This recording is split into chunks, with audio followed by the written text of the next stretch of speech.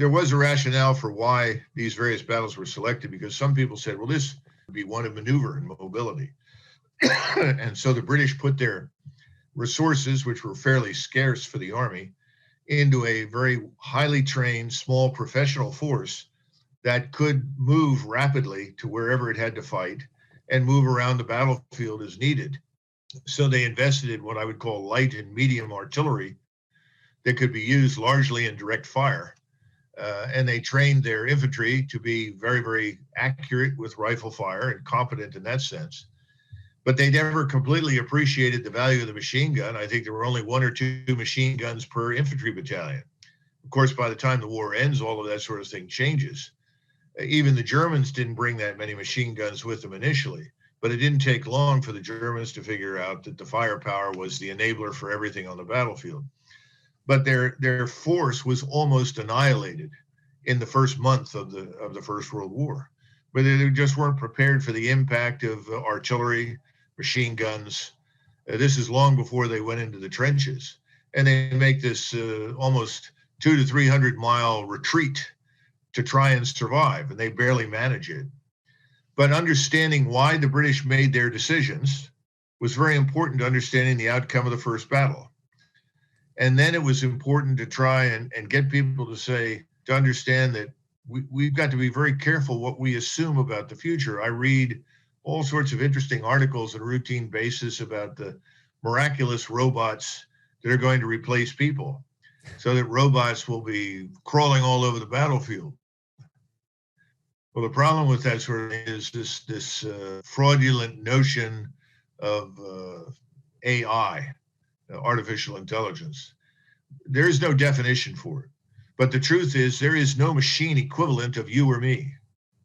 So when you put a man into the driver's seat of a tank or an armored fighting vehicle, and you cross, there's no understanding that millions of decisions are made in a fraction of a second by that soldier who's driving that vehicle. We haven't even begun to talk about everybody else who's on board and what they do. Turning that into a robot is extremely difficult, expensive, and not likely to happen. On the other hand, in the air or at sea, you're in a different medium.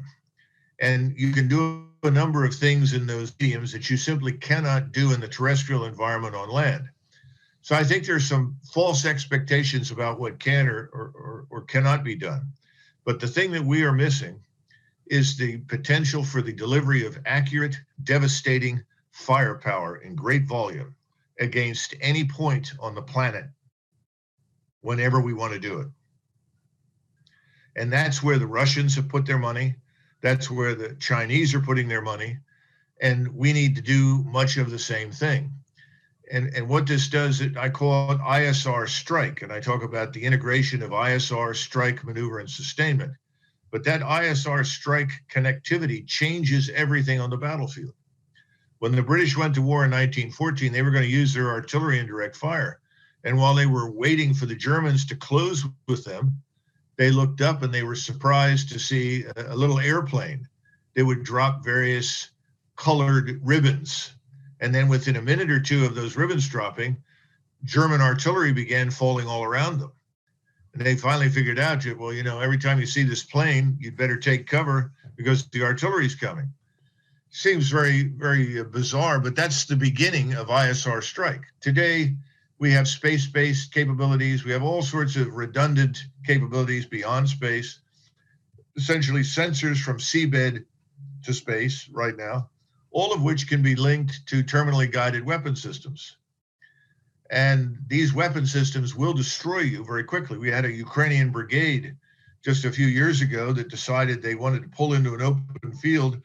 This is several miles from the front to organize themselves. And within the space of about 5 minutes, they came under rocket artillery fire, and the whole brigade of about 2,700 men and their vehicles was annihilated. Wow.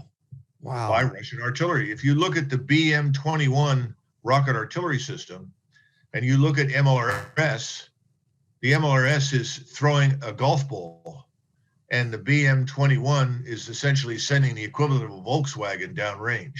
Do you understand? We said, well, we're improving our MLRS. Well, it's not good enough. You need new systems. with far more striking power, explosive power. Why launch a golf ball that can land outside of Moscow if you want? What difference is it going to make? None.